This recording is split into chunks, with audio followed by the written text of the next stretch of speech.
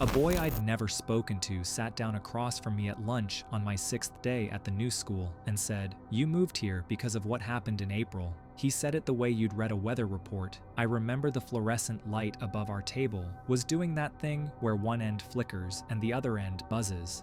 I remember the smell of the pizza the cafeteria served on Wednesdays, this weird, sweet grease that got into your hair. I remember that my mouth was full of chocolate milk, and I almost choked because I laughed, which was a stupid reaction, but that was the reaction my body picked. His name was Owen, that much I knew.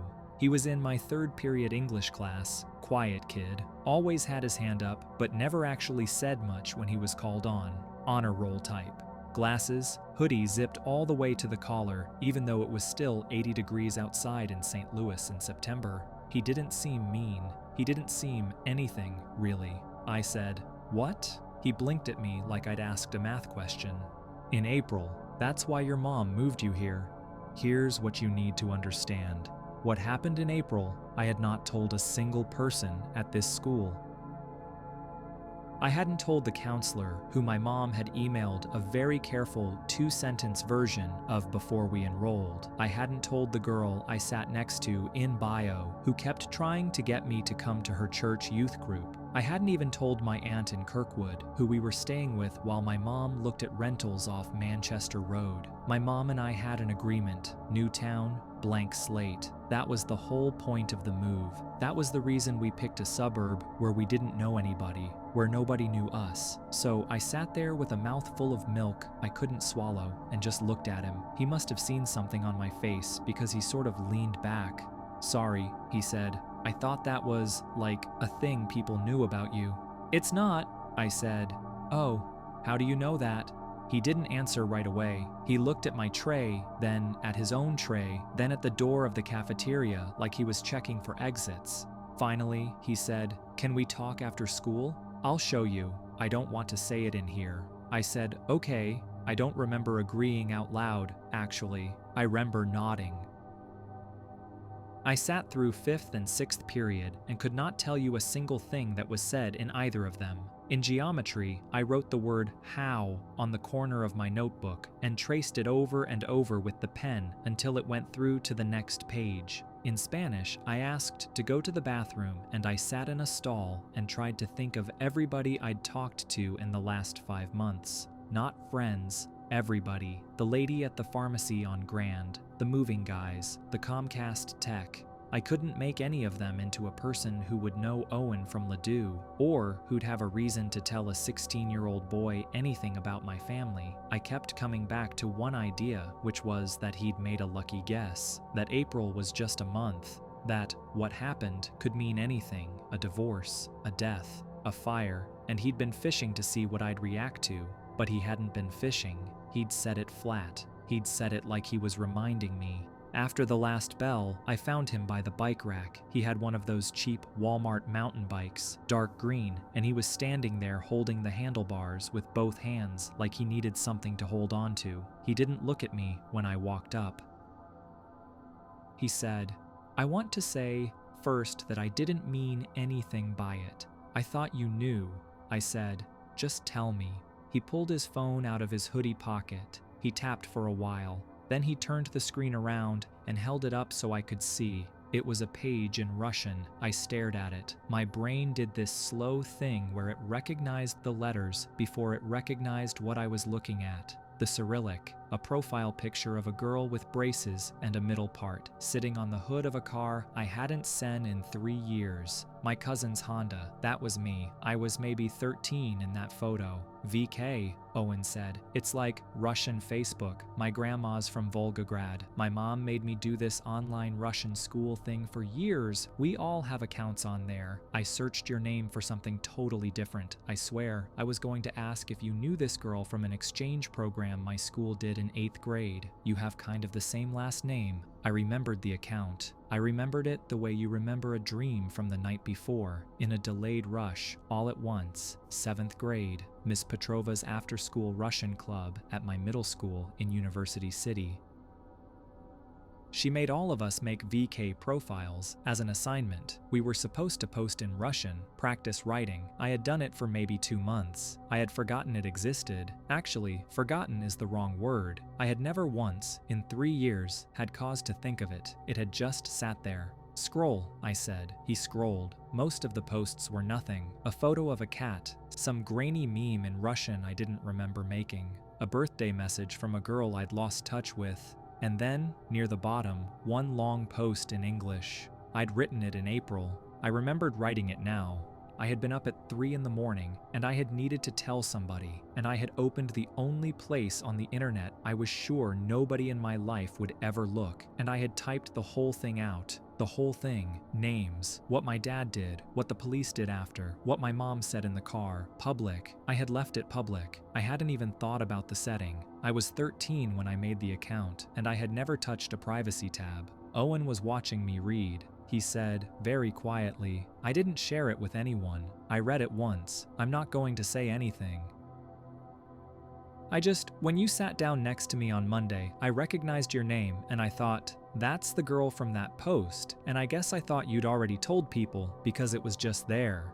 He wasn't lying. I could tell he wasn't lying because he looked like he wanted to throw up. I said thanks. I actually said thanks, which is funny to me now. Then I walked home. It's about 1.5 miles from the school to the house we're renting, and the sidewalk on Warson has this one stretch where the trees are so grown in, it feels like a tunnel, even in the middle of the afternoon. I walked the whole way with my phone in my hand, not looking at it. That night, I logged into the account from my mom's laptop. It took me 40 minutes to remember the password. I deleted the post first, then I deleted every other post, then I deleted the account. VK makes you wait 7 days before deletion is final, and I sat on the couch with the confirmation email open on my screen, and I felt, honestly, nothing, just tired. My mom asked me if I was okay. I said, yeah, long day. I didn't sleep much. I kept thinking about the other things, the middle school email account I hadn't checked since 8th grade.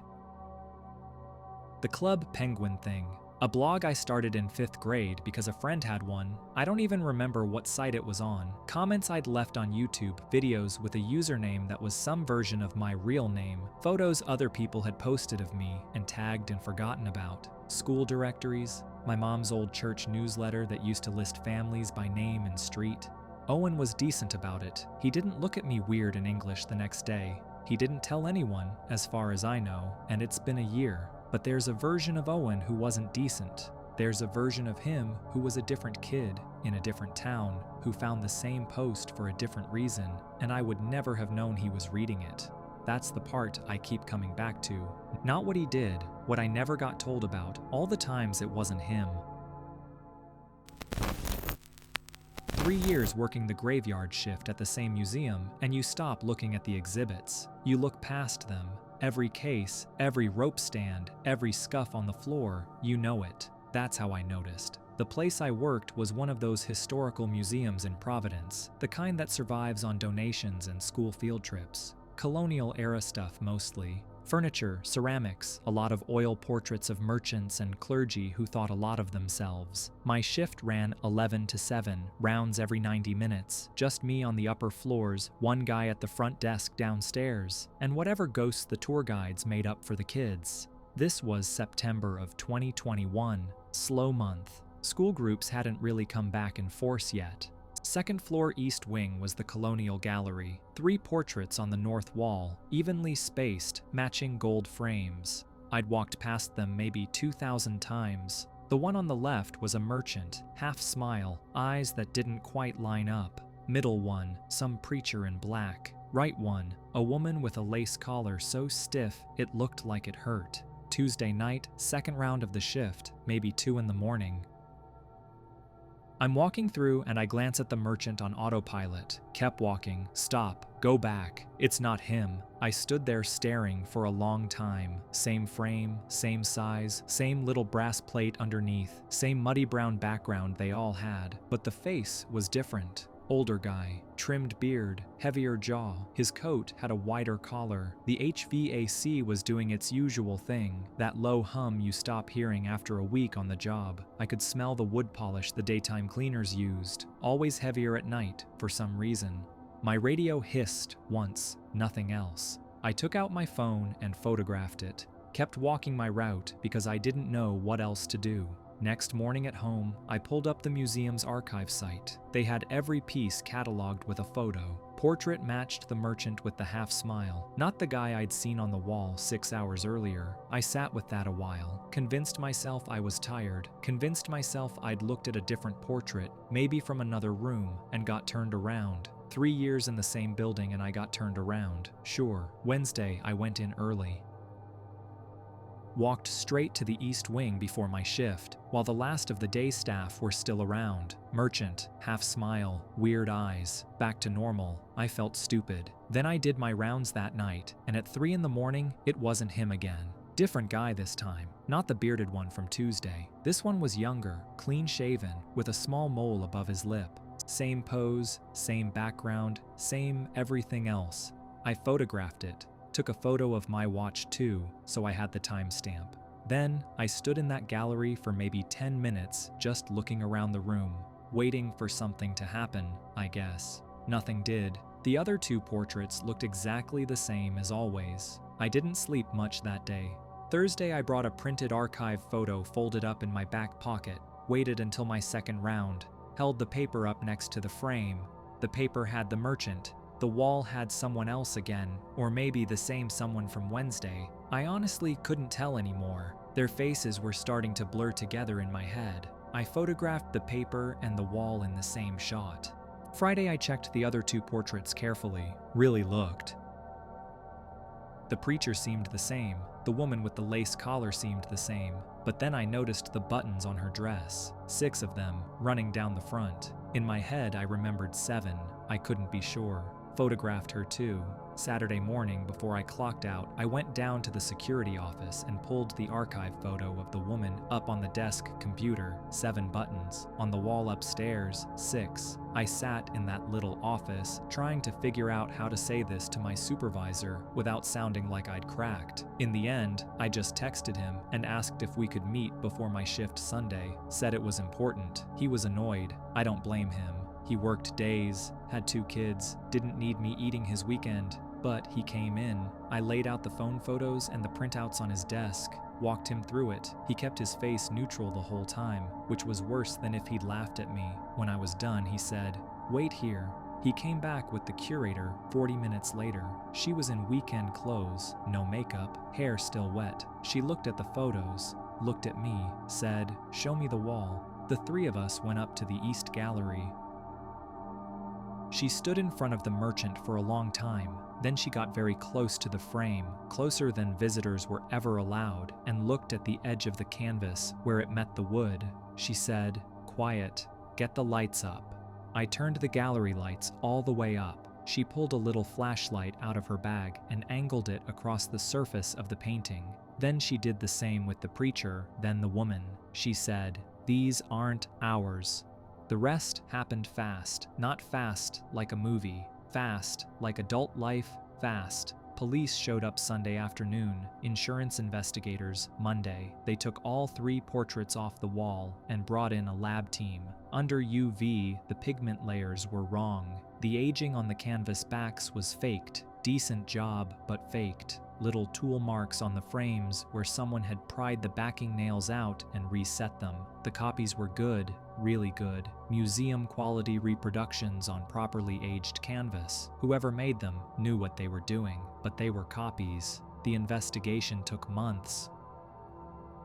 What they figured out was that the originals had been swapped one at a time over about half a year, probably by someone with contractor access, doing it during the day under the cover of climate control maintenance or minor restoration. The face changes I'd been seeing weren't the exhibit changing, they were the swaps happening between my shifts. The forger got sloppy on the merchant, kept sending different versions back, maybe trying to get one right. That's the only reason I noticed at all. If they'd sent one good copy and left it there, I'd have walked past it another 2,000 times and never known. 2 of the 3 came back. The merchant with the half smile turned up in a private collection in Boston about 8 months later. The woman was recovered from a storage unit in New Jersey. The preacher surfaced at an auction house in Zurich the following spring and got pulled before the sale closed. As far as I know, he's still tied up in some kind of ownership dispute over there. Nobody I ever met got arrested. Some middleman did, from what my supervisor told me later, but the guy who actually walked the paintings out was never named in anything I saw. I still work there. Same shift, same rounds. They put better cameras in the East Gallery and changed the contractor vetting, and I got a small bonus that I mostly spent on a dentist. The portraits are back where they belong, or two of them are, and a placeholder with a printed card is where the third should be. I look at them every night now, every round. I know their faces the way you know the faces of people you live with, which, I guess, is what I do. The thing they don't tell you about the mid-shift in a tower is how quiet the radios get around 2 a.m. You sit there with your headset on, and half the time all you hear is your own breathing. That was the shift I was working on September 14th, 2020, at Cleveland Hopkins. Traffic was already thin because of the pandemic. We were running maybe a third of what we used to. Half the airline gates sat dark. Between 1 and 4 in the morning, it was mostly us, a couple of FedEx runs, and the cleaners driving around in their little pickup trucks with the yellow flashers. I'd been in the tower about 6 years by then. You get used to the rhythm. You know the regulars, the freight guys, the medevacs out of university hospitals. You know who's going to check in polite and who's going to grunt at you. That night, it was me on local and a guy named Ross on ground. Ross had his boots up on the console and was watching something on his phone with one earbud in, which technically is not allowed. But at 2 a.m., with 2 aircraft in the sky, nobody's writing anybody up. The first thing I noticed was a target that just appeared, not faded in from the edge of the scope, not handed off from Cleveland Center. Just there, about 14 miles southwest, already at 6,000 feet, already on a heading of 048. Speed 240 knots, clean return, no transponder squawk, no code at all in the data block, just a primary hit with a ground speed on it. I stared at it for maybe 5 seconds. "Ross, come look at this." He didn't move. "Look at what?" "Just come look." He sighed and rolled his chair over. I pointed. He watched it for a full sweep, then another. "That a VFR pop-up?" He didn't call. He didn't call anybody. Center didn't hand him to me. He's just there. Ross keyed up center on the landline. I heard him talking to a woman on the other end. Quiet, professional, and then a pause that went on too long. He hung up and looked at me. "They don't have him either." I called the aircraft. Standard phraseology. "Unknown rider, 6,000, southwest of the field. Identify yourself. Contact Cleveland Tower on 120.9. Nothing. I called on guard, 121.5, twice. Not even a carrier tone or a stuck mic click. Just dead air. The target kept coming. I want to be clear about something. This wasn't a plane doing weird things. This was a plane doing everything right. He was flying the exact heading you'd fly if you were being vectored for a visual to 24R. He was at the exact altitude you'd expect. His sped was textbook. If he'd been talking to me, it would have been the most boring approach of the night. I got on the phone to the supervisor, who was in the break room downstairs. I told him what I had. He said, "Hold," and I heard him walking. He came up the stairs about 90 seconds later and stood behind my chair with his arms folded. Squawk? Nothing. "You got him on radio?" "Nothing." He picked up the red phone and called the base. Air National Guard has a detachment out at Mansfield, F-16s. They can be up fast. I heard him tell them we had a Nordo primary target inbound to the field. No flight plan, no communication, request an intercept. The target descended through 4,000, right on profile, started a slow, coordinated turn to line up with 24R. Not a wobble in it. Ross said, "Man, that is a real airplane." I said, "I know." By the time the F-16 conversation was even happening, my traffic was inside the outer marker. I could see landing lights out the south window. 2 of them, steady, exactly where they should be. I got up out of my chair with the binoculars. It was a jet, not a big one, regional, twin engines under the wings, high T-tail, the kind of plane I'd cleared to land 1,000 times back before the airline that flew them folded. The supervisor said, "Quiet." "Is he going to land?"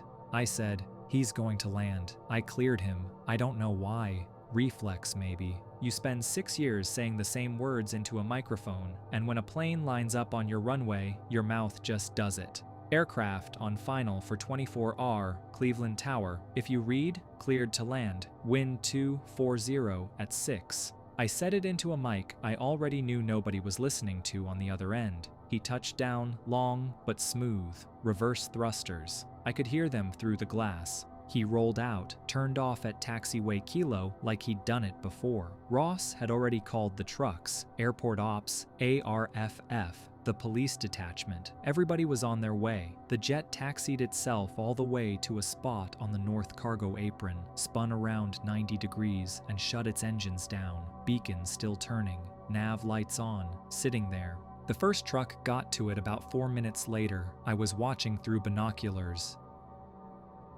They chalked the wheels, stood back, waited for more units. The ARFF guys rolled up in the big yellow rig, a cop car, then another. They stood in a loose ring around the airplane with their flashlights up. Nothing happened. Nobody got off. The door didn't open. Finally, one of the ops guys went up with a ladder against the forward door and got it open manually. He was up there maybe 15 seconds. Then, he came down the ladder faster than he went up and said something into his radio. The supervisor had the ops frequency piped through the overhead. I heard the guy on the ladder say, real flat, "There's nobody in it." Not, "The pilots are dead." Not, "We've got a medical." Nobody in it. Empty flight deck, empty cabin, seats up, overheads closed, coffee pot in the galley clean and dry. They kept us in the tower until almost 9 a.m. FAA, FBI, 2 guys from the airline that used to own the plane, a woman from NTSB who drove up from Ashland. Everybody wanted the tapes. Everybody wanted my scope recording. Everybody wanted to know if I was sure about what I saw. I was sure. Ross was sure. The supervisor was sure. The primary radar recorded the whole approach. The tower cameras had the landing on video. The airplane was sitting on the cargo apron with cooling engines and a full logbook and about 400 pounds of fuel left in the tanks. The registration on the tail came back to a jet that had been parted out at a boneyard in Roswell in April of 2013. Wings off, engines pulled, there was paperwork, photographs. The airline that owned it had gone under 2 years after that. The report took about 6 months. I gave 3 interviews. Ross gave 2. When it came out, the official finding was a malfunction in the primary surveillance radar and a coincident false positive on the tower camera system, resulting in the appearance of an aircraft that was not present. The physical airplane on the cargo apron was described as an unresolved discrepancy in a footnote. They repainted the tail number and towed it out to a hangar on the west side. I still work the mid-shift. Ross transferred to Columbus a year later, and we don't really talk. The plane is probably still sitting in that hangar. I've never asked.